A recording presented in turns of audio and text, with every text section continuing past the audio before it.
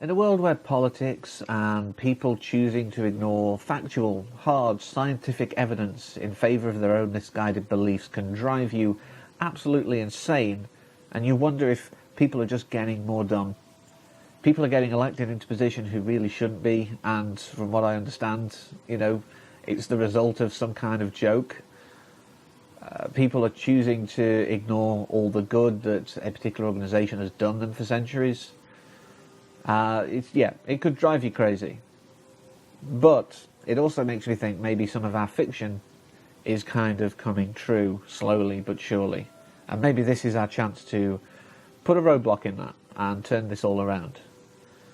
As you'll have gleaned from the title, I'm of course referring to the events in 2006's Idiocracy, written and directed by Mike Judge, starring Luke Wilson, Maya Rudolph and Terry Crews.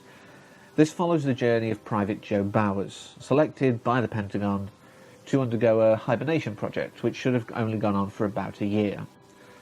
They also freeze Maya Rudolph's character in there as well, and the idea is, see what the effects are, and maybe this could be a way of, humanity surviving well into the future. Unfortunately, one of the guys behind the project does a few naughty things, and the project gets forgotten for 5 centuries. So, Joe wakes up in a future where the average IQ is lower than what we think possible, it seems. Nobody out there is really that intelligent. Everything is done by machines. Anything that requires any brain power, their medical diagnosis and treatment is machine-led. Their politics system is all about just who kills who or who's stronger than who. Executions are performed as like monster truck rally kind of events. And it does feel like this is a future that could happen, worryingly. I'd have said in 2006, oh, it's just fantasy, and maybe Mike Judge had his finger much more on the pulse than, we thought, or maybe he just thought, this is a silly idea. Some of the ideas he's given us over the years in his various series and films, are ridiculous, are off the wall, are not likely to happen. But maybe he was slightly prescient. Maybe he's a modern-day prophet. Because the more I see, where stupidity is king, it kind of makes me scared. I remember a job I used to have. I'm not going to tell you the company, but it was basically encouraged to stop letting people know you've got intelligence. Don't do that. That's a bad idea. Act dumb. You'll go further. And that was probably about the time this film was out, maybe before. So, even then, it was the start of it, and the amount of people that you come up against, or you read customer service horror stories, it does feel like this future could happen. But the intellectually impaired, to be as PC and diplomatic as possible, of this film are not the ones to blame. You can look at it through an entirely different lens, and that lens is one of science run wild. Now, am I giving ammunition to the people I kind of decried in the beginning? Maybe. But I think, if anything, Mike Judge was probably telling us to stop using science to take the easy way out.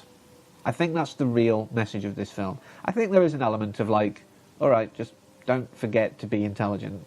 Use your brain, exercise your mental prowess. Because Joe was just an average Joe. This is probably why he was called Joe. But in the future world, he is the most intelligent. He is the prime human being. He is the best that we have. But, like I say, I think Mike Judge was more telling us, stop taking the easy way out.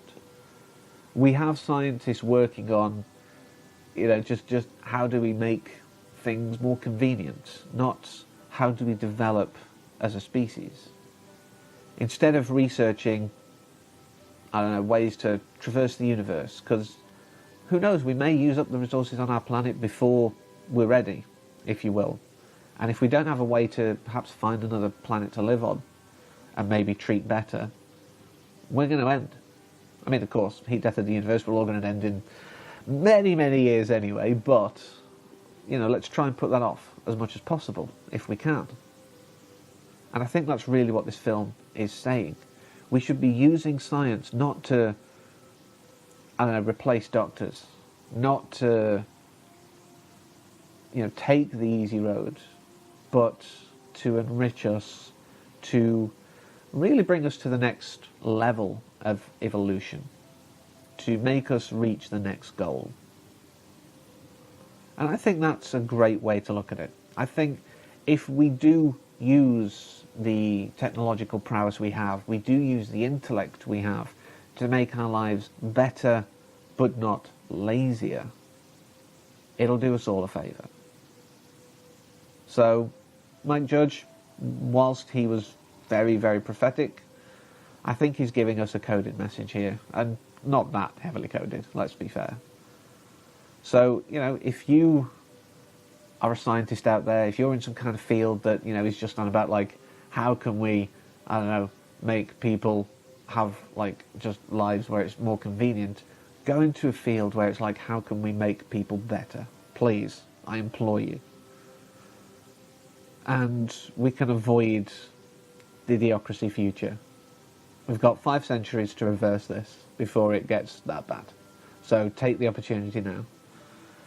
But that's all I want to say on Idiocracy. Great film. Mike Judge is great. It's funny. Like I say, obviously the message, yes, but it is funny, and it's a great piece. Everyone really in the film does a great job with what roles they have, pretty much, and I do love it. It took me far too long to see. I only saw it quite recently. But yeah, I do like it on multiple levels. So I do hope you'll join me next time where we'll talk about something entirely different. But until then, as always, thank you for watching and take care.